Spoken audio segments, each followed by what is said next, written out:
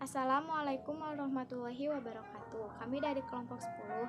Kami di sini akan mempresentasikan tentang poststrukturalisme yang beranggotakan saya sendiri, Indah Melati Sukma, dan kedua rekan saya, Syara Silma Agnia dan Ginaya Keisha Rais.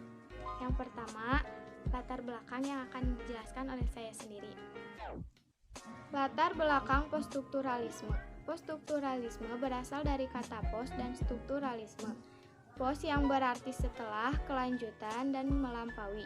Sedangkan strukturalisme merupakan sebuah paham, sebuah keyakinan bahwa segala sesuatu yang ada di dunia ini mempunyai struktur, bekerja secara struktural. Hawkes tahun 1977. Poststrukturalisme dari kata pos, struktur, isme, yang berarti paham sesudah struktur, baik secara historis, pragmatis, maupun intelektual akademis memiliki kaitan yang sangat erat.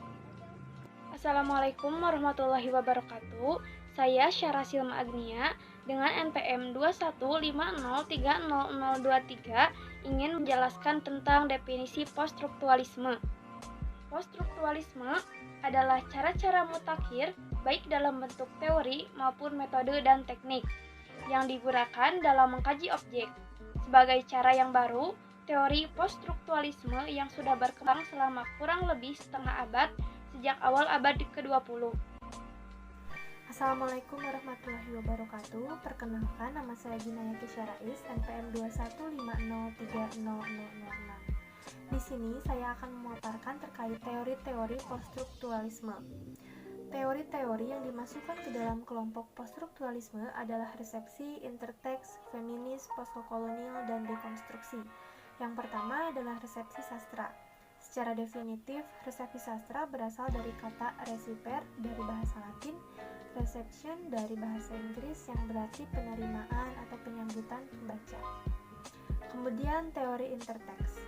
Secara luas, interteks diartikan sebagai jaringan hubungan antara satu teks dengan teks yang lain. Secara etimologis, tektus dalam bahasa Latin berarti tenunan, anyaman, penggabungan, susunan, dan jalinan. Kemudian ada teori feminis. Secara etimologis, feminis berasal dari kata femme yang berarti woman, kemudian perempuan atau tunggal yang berjuang untuk memperjuangkan hak-hak kaum perempuan sebagai kelas sosial. Jadi, tujuan feminis adalah keseimbangan atau kesetaraan interrelasi gender. Kemudian, teori postkolonial. Secara etimologis, postkolonial berasal dari kata pos dan kolonial. Sedangkan kata kolonial itu sendiri berasal dari akar kata kolonial, bahasa Romawi yang berarti tanah pertanian atau permukiman. Dan yang terakhir adalah teori dekonstruksi. Menurut Kristeva menjelaskan bahwa dekonstruksi merupakan gabungan antara hakikat destruktif dan konstruktif. Dekonstruksi adalah cara membaca teks sebagai strategi. Dekonstruksi tidak semata-mata ditujukan terhadap tulisan, tetapi semua pernyataan kultural, sebab keseluruhan pernyataan tersebut adalah teks yang dengan sendirinya sudah mengandung nilai-nilai, prasyarat, ideologi, kebenaran, dan tujuan-tujuan tertentu. Baik, kemudian ada teori poststrukturalisme naratologi. Naratologi, seperti telah disinggung di depan, adalah bidang ilmu mengenai narasi. Studi mengenai bentuk dan fungsi naratif. Narasi meliputi narasi lisan dan tulisan, sastra maupun non-sastra. Secara definitif, menurut Luxemburg, struktur wacana atau teks naratif adalah semua teks atau wacana yang isinya merupakan rangkaian peristiwa yang dibedakan menjadi struktur naratif fiksi dan struktur naratif non-fiksi.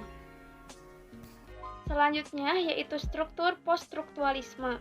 Pada poin ke-1 yaitu tatanan entitas-entitas yang secara mendasar mewujudkan 3 gagasan, yaitu keseluruhan, transformasi, dan regulasi diri.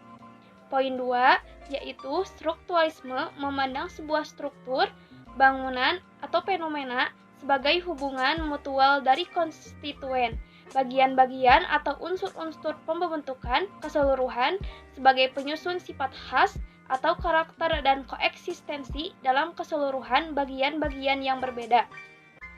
Ada 2 poin tokoh-tokoh strukturalisme, yaitu 1. Ferdinand de Saussure pada ilmu linguistik, dan yang kedua Leib Strauss pada ilmu budaya.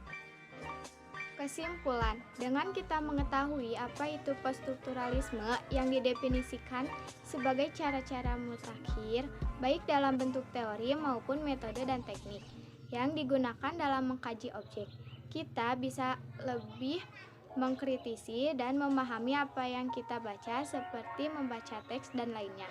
Kemudian mengenali apa itu teori-teori yang ada di poststrukturalisme seperti dasar dari teori poststrukturalisme, metode yang digunakan dalam poststrukturalisme, kemudian teori-teori yang dimasukkan ke dalam kelompok poststrukturalisme. Juga struktur poststrukturalisme, yaitu tatanan entitas lalu strukturalisme. Dari itu kita semua bisa mengetahui dan mempelajari apa itu poststrukturalisme beserta teori-teorinya.